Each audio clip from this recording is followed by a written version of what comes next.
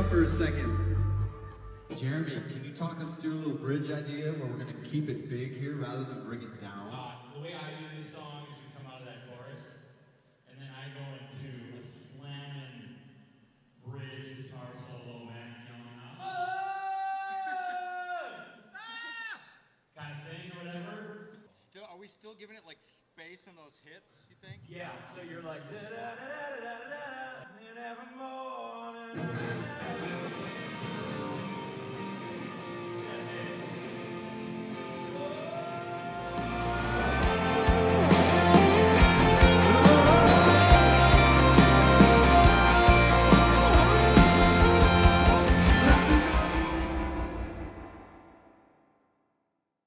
When I was 21, I was in a band and was wrapping up my junior year of college. Was thinking maybe I wanted to be a doctor. At the same time, I was logging more hours in the music department, just rehearsal space, than a lot of the music majors were. And out of the blue, kind of, we were offered a record deal. Ended up putting college on hold and hit the road. After about 4 years of that, we were really, as a band, we were worn out and kind of hit pause on all that. Wasn't sure what I was going to do, and I got asked to lead some music at Eaglebrook. I wasn't really even sure if I wanted to do the whole like work in a church thing, you know, but the more and more I got plugged in, the more it felt like this was where I was supposed to be, and before long, it was my focus and my passion. It wasn't a job, it was like what I was passionate about doing. It's kind of my escape in some ways. It's like you hit pause on everything else that's happening in life. I still have a year of college left. The School of Hard Knocks on the road was kind of my final education, I guess. And you know, I still like to think I'm learning all the time here, but didn't finish that biology degree. I grew up listening to more of the, you know, the hard rock stuff when you're a kid. You're into Guns N' Roses and Metallica, and I like, you know, bands like the Black Crowes. You know, my dad was a huge Beatles fan, so I grew up listening to the Beatles. And then I kind of got into the whole acoustic scene, and that took over for me. And I loved acoustic music, coffee house acoustic music, and singer-songwriter stuff. Back when I was in college, it was like the Indigo Girls, and there was a local group called Story Hill that was like one of my favorites. Still love those guys. There's so many styles that influence musicians in the church, and I love seeing just a wide variety of musical styles that come together on the platform of our church. This guitar right here is made of Hawaiian koa.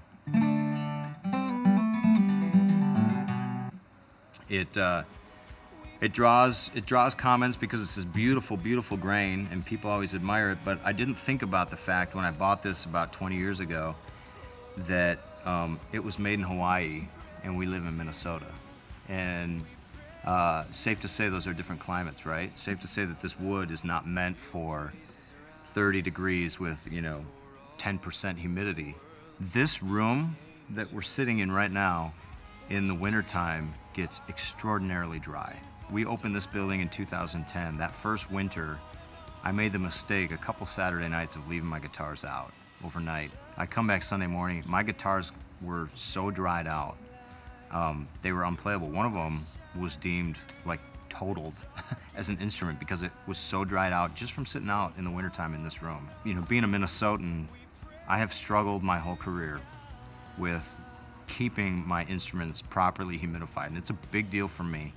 You invest in your instruments, they're an extension of your profession and what you do.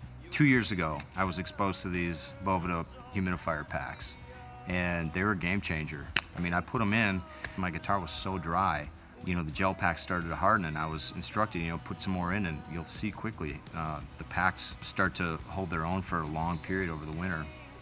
And I only needed 2 cycles of the packs for my guitar to be awesome the rest of the winter. I was really excited about it. I told all the other music pastors, we got to get these packs in our instruments, you know. And we got guys at every campus who are playing acoustic instruments using them now, and everybody loves them.